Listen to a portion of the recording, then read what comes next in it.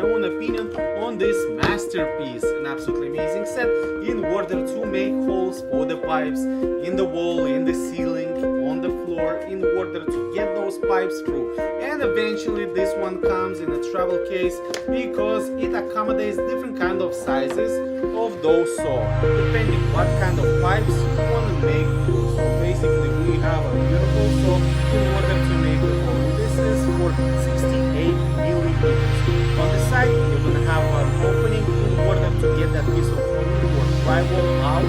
When you're going to finish, there